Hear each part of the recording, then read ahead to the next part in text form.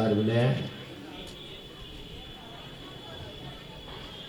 கழகத்தினுடைய இளைஞரணி செயலாளர், தமிழ்நாட்டினுடைய மாண்புமிகு துணை முதலமைச்சர், விளையாட்டு மேம்பாட்டுத்துறை சிறப்பு திட்ட செயலாக்கத்துறை பொறுப்பேற்று தமிழ்நாட்டை சுற்றி வலம் வந்து நல்ல நிர்வாகத்தை தந்து கொண்டிருக்கிற மாண்புமிகு இளம் தலைவர் அவர்களே, அவர்களுடைய கூட்டத்திற்கு தலைமை பொறுப்பேற்றிருக்கிற அரிசிப்பாளையம் பகுதி கழகத்தினுடைய செயலாளர் மணமேடு மோகன் அவர்களே, வரவேற்புரை நிகழ்த்தியிருக்கிற வட்டக்கழக செயலாளர் வடிவேல் அவர்களே, முன்னிலை வைக்கிற வட்டக்கழக செயலாளர்கள் வி குணசேகரன் அவர்களே, கே எம் சிவகுமார் அவர்களே, கே முருகன் அவர்களே, மாமன்ற உறுப்பினர்கள் அன்பிற்குரிய ஈசண்டி இளங்கோ அவர்களே, மாமன்ற உறுப்பினர் இந்துஜா அருண் அவர்களே, கழக நிர்வாகிகள் கேடி நாகராஜ் அவர்களே, கேஎஸ்பி பூபதி அவர்களே, சம்பத் அவர்களே, அமுதா வெங்கட்ராமலிங்கம் அவர்களே, நடராஜன் அவர்களே, நாராயணன் அவர்களே, கேஆர் பாபு அவர்களே, ஜேபி மணி அவர்களே, சரவணன் அவர்களே, பாலமுருகன் அவர்களே, மாமன்ற உறுப்பினர் சாந்தி ராஜா அவர்களே, மாமன்ற உறுப்பினர் தெய்வலிங்கம் அவர்களே, மாமன்ற உறுப்பினர் ஜெயஸ்ரீ அவர்களே, மாமன்ற உறுப்பினர் பச்சியம்மாள் அவர்களே, திருஞானம் அவர்களே, ஜெயந்தி அவர்களே, மஞ்சுளா அவர்களே, கழகத்தினுடைய ஆற்றல் மிகு பேச்சாளர்களே, மிகச்சிறந்த பேச்சாளராக விளங்கி கொண்டிருக்கிற தலைமை கழகத்தினுடைய பேச்சாளர் சைதை சாதிக் அவர்களே, இளம் பேச்சாளர் யுவபாரதி அவர்களே, இந்த நிகழ்ச்சியிலே வருகை தந்து கலந்து கொண்டு சிறப்பித்திருக்கிற அண்ணன் கேடி மணி அவர்களே,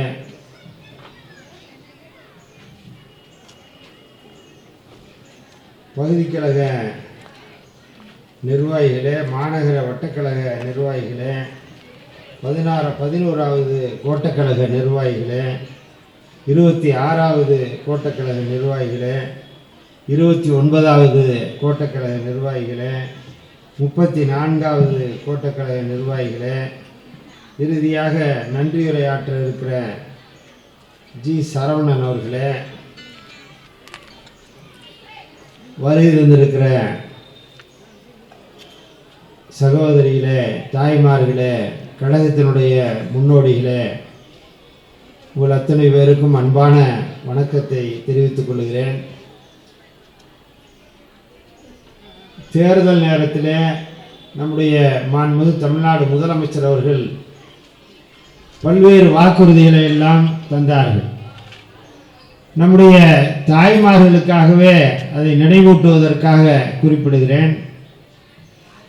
தேர்தல் நேரத்தில் குடும்ப தலைவிகளுக்கு 1000 ரூபாய் மகளிர் உரிமை தொகை வழங்குவேன் என்று நம்முடைய மாண்புமிகு முதலமைச்சர் அவர்கள் தெரிவித்தார். அதை நிறைவேற்றிய முதலமைச்சராக நம்முடைய மாண்புமிகு முதலமைச்சர் அவர்கள் விளங்கிக் கொண்டிருக்கிறார்கள். அதேபோல நம்முடைய சகோதரிகளும் தாய்மார்களும் நகர பேருந்துகளிலே இலவசமாக பயணம் செய்கிற உத்தரவை, தேர்தல் வாக்குறுதியை நிறைவேற்றுவேன் என்று சொன்னார்கள். அதையும் நிறைவேற்றி தந்திருக்கிற முதலமைச்சர் நம்முடைய மாவட்டத்திலே மட்டும் இந்த திட்டம் நிறைவேறி 19 கோடி முறை நம்முடைய சகோதரிகளும் தாய்மார்களும் பயணம் செய்திருக்கிறார்.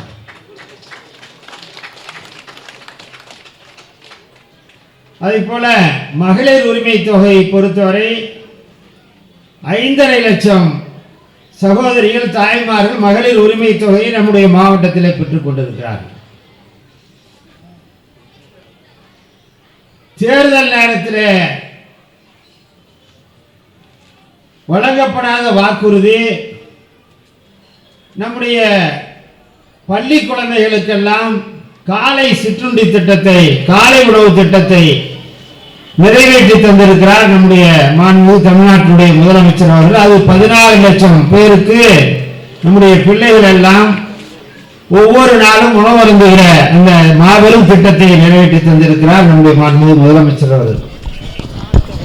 இந்த திட்டத்தை பார்த்து அருகில் இருக்கிற தெலுங்கானா மாநிலத்திலிருந்து இந்த திட்டத்தை எப்படி நடத்துகிறீர்கள் என்று இங்கே வந்து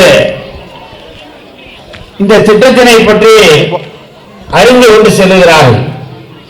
கனடா நாட்டில் இருக்கிற பிரதமர் இது ஒரு அற்புதமான திட்டம், எப்படி நிறைவேற்றுகிறீர்கள் என்று இதை பற்றி எல்லாம் தெரிந்து கொண்டு அவர்களுடைய நாட்டிலே நிறைவேற்றுவதற்கான முயற்சியை எடுத்துக் கொண்டிருக்கிறார்கள்.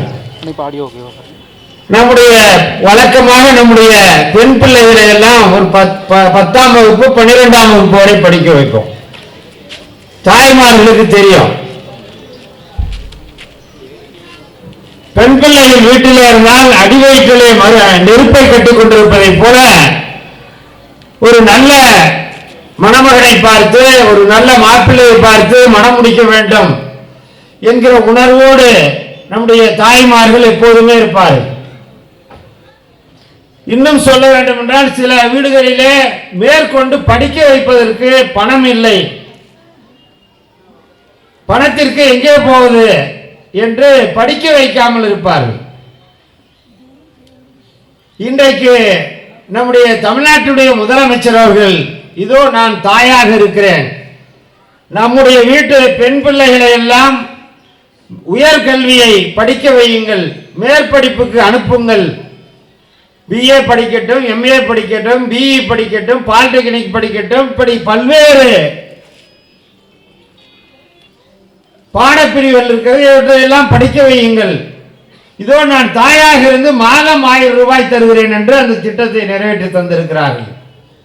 3 ஆண்டுகள் படித்தால் தாய்மார்களே 36,000 ரூபாய் வழங்குகிறார் நம்முடைய மாண்புமிகு முதலமைச்சர் அவர்கள்.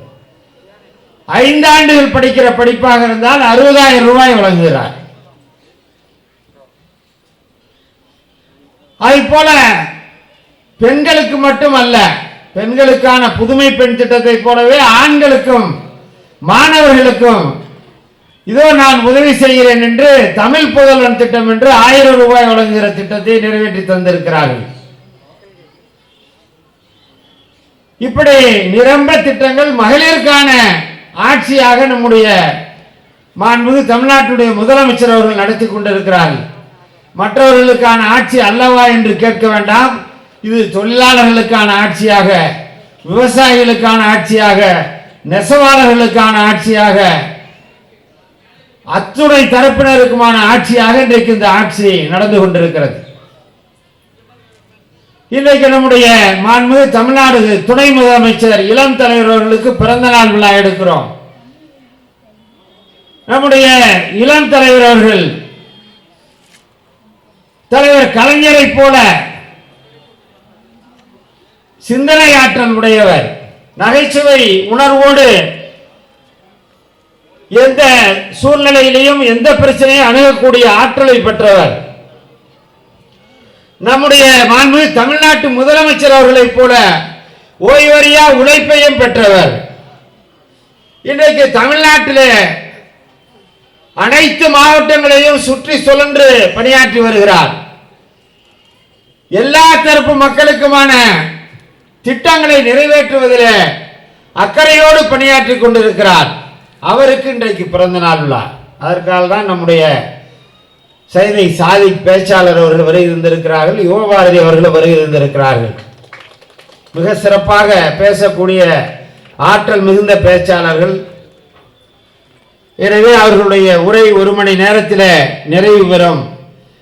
அதுவரை நம்முடைய தாய்மார்களை அன்போடு கேட்டுக்கொள்கிறேன், அமைதி காத்து அவருடைய உரையை கேட்ட பின் நம்முடைய தம்பி மோகன் அவர்கள் உங்களுக்கான பல்வேறு ஏற்பாடுகளை செய்திருக்கிறார், அவற்றையெல்லாம் நிறைவேற்றுவார் என்று சொல்லி எனக்கு தந்த வாய்ப்புக்கு நன்றி தெரிவித்து நிறைவு செய்கிறேன். வணக்கம்.